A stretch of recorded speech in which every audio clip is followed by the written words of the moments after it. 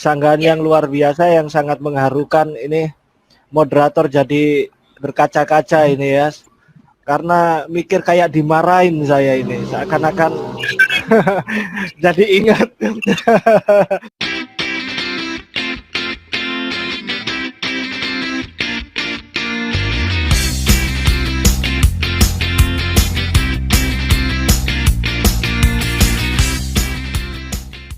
Ia menyambut aku. Barang siapa menyambut aku, ia menyambut dia yang mengutus aku. Pertanyaan saya di dalam ayat itu. Benar ya Bu ya, ayatnya ya? Ya. Pertanyaan saya di dalam ayat itu, siapa yang mengutus Yesus dan siapa yang diutus Yesus?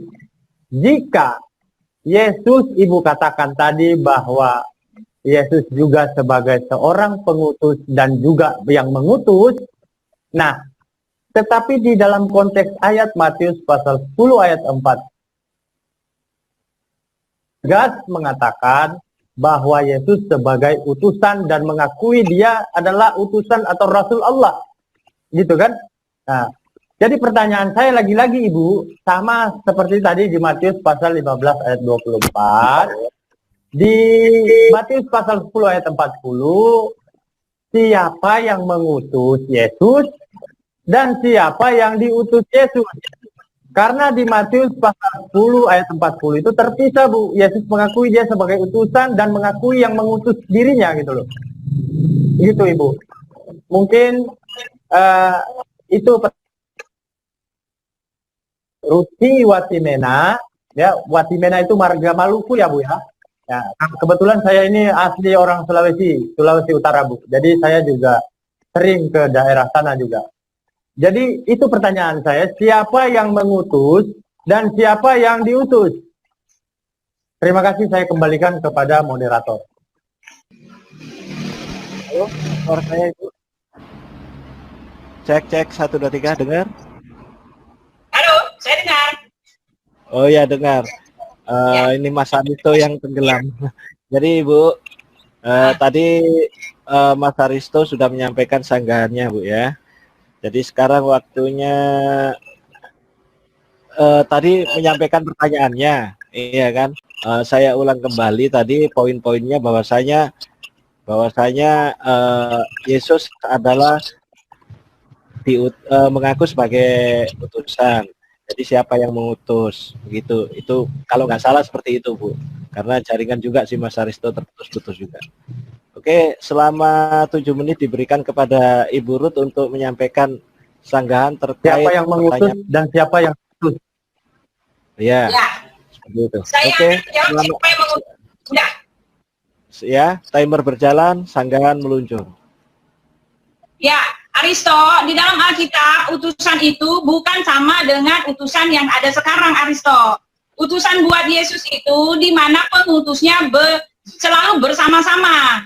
Oke, yang perlu kamu ketahui, utusan dengan pengutusnya itu kalau untuk di dunia nyata, untuk di dunia real, utusan dan pengutusnya itu pisah. Oke, cobalah kita contohkan kamu sendiri. Ketika kamu mengutus utusanmu untuk pergi, kamu itu tinggal di rumah. Yang pergi itu adalah utusanmu. Kamu mengutus utusanmu itu untuk pergi ke Bali. Yang pergi itu utusanmu. Kamu nggak pernah ikut pengutusmu itu sama-sama, dan pengutusmu itu tidak ikut dengan kamu. Tetapi yang dimaksudkan di dalam Alkitab itu pengutus dan utusan itu sama-sama. Bahkan Yesus mengatakan pengutusnya itu tidak pernah meninggalkan diriku barang sedetik pun. Dan ia yang telah mengutus aku, dia tidak pernah meninggalkan aku sendiri. Itu loh. Di dalam Yohanes 8 ayat berapa? 9 kalau nggak salah. Yesus mengatakan bahwa pengutusnya itu tidak pernah meninggalkan Yesus barang sedetik pun. Sedangkan kalau utusan di dunia nyata, pengutusnya itu tidak pernah bersama dengan utusan. Gitu loh Aristo. Jadi perlulah kamu mengambil kesimpulan bahwa yang dimaksud oleh Yesus itu bukanlah sama dengan pengutus yang ada di dunia nyata sekarang. Karena di dunia nyata adalah pengutus dan utusannya itu mereka tidak bersama-sama. Tetapi Yesus jelas mengatakan bahwa utusan dan bahwa pengutusnya itu diam di dalam dirinya. Pengutus itu diam di dalam dirinya, menjadi satu oknum, menjadi satu daging, menjadi satu Tuhan yang Esa. Ketika Rasul Filipus bertanya kepada Yesus, meminta Yesus untuk menunjukkan di mana pengutus Yesus itu, Rasul Filipus mengatakan, ya Tuhan, tunjukkanlah di mana Bapa itu, tunjukkanlah di mana pengutus itu. Lalu Yesus mengatakan apa? Yesus mengatakan, telah sedemikian lama engkau bersama-sama dengan aku, Filipus, tetapi engkau tidak mengenal aku. Barang siapa telah melihat aku, dia telah melihat Bapa yang mengutus aku. Apa yang aku lakukan, tidak aku lakukan dari diriku sendiri, melainkan Bapa yang diam di dalam aku, dialah yang melakukan pekerjaannya. Rasul Paulus mengatakan bahwa segenap kepenuhan kealahan itu diam di dalam diri Yesus. Dan yang perlu kamu ketahui adalah Tuhan kami itu adalah roh. Sekali lagi, itu bisa terjadi, pengutus itu diam di dalam diri Yesus karena Tuhan itu, Elohim itu dia roh.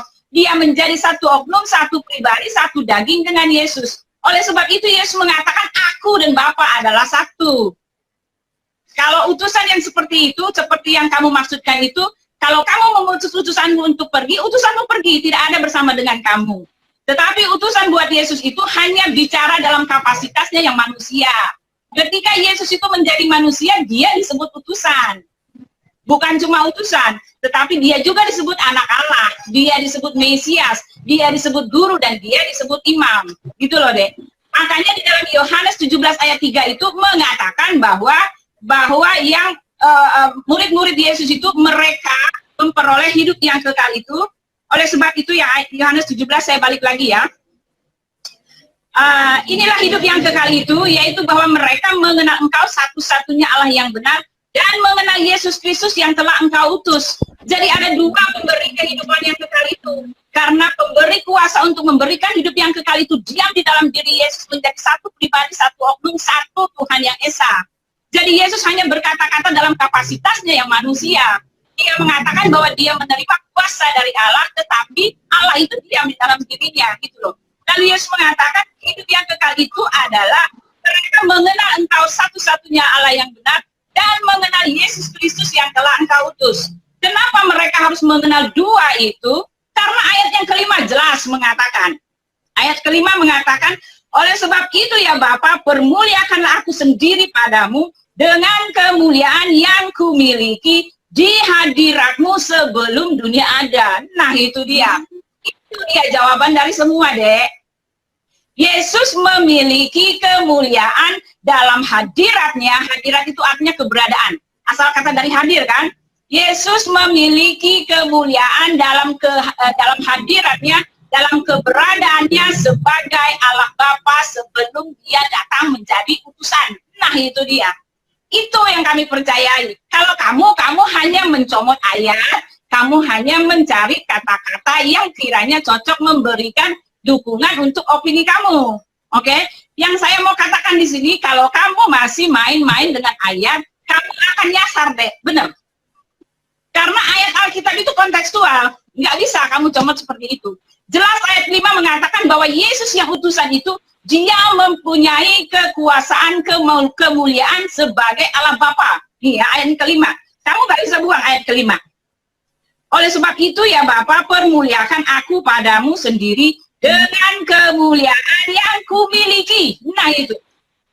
Yesus yang utusan itu memiliki kemuliaan sebagai Allah Bapa. Nah lo gila kan? Sebagai Allah Bapa sebelum dia ada. Ini dianya jelas ya. Yang kumiliki di hadiratmu sebelum dunia ada. Itu dia. Walaupun dia mengaku utusan, tetapi di ayat yang lain mengatakan dia adalah utusan pemberi hidup yang kekal. Di ayat 2, Yohanes 17 ayat 2, dialah pemberi hidup yang kekal itu. Jadi kamu gak bisa bermain-main dengan kata utusan. Karena utusan buat Yesus itu, utusan dan pengutusnya itu satu. Yesus mengatakan aku dan Bapa itu satu. Ya, Yesus mengatakan aku dan Bapa itu satu. Bahkan Yesus mengatakan, akulah dia. Kamu akan mati dalam dosamu, sebab apabila engkau tidak percaya bahwa akulah dia, maka kamu akan mati dalam dosamu. Itu loh deh, Aristo. Dan yang perlu saya kasih tahu lagi satu, yang pertanyaan kamu, Yesus diutus untuk bangsa Israel. Ya kan, tadi pertanyaannya, Yesus diutus hanya untuk bangsa Israel. Dan itu memang benar.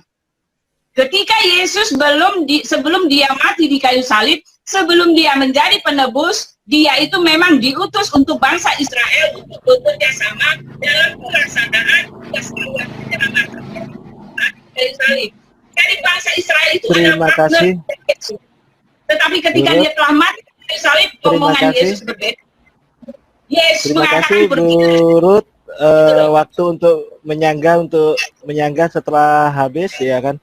Sanggahan yang luar biasa yang sangat mengharukan ini, moderator jadi berkaca-kaca ini ya, karena mikir kayak dimarahin saya ini, seakan-akan jadi ingat jadi ingat kalau latihan vokal gitu luar biasa ini.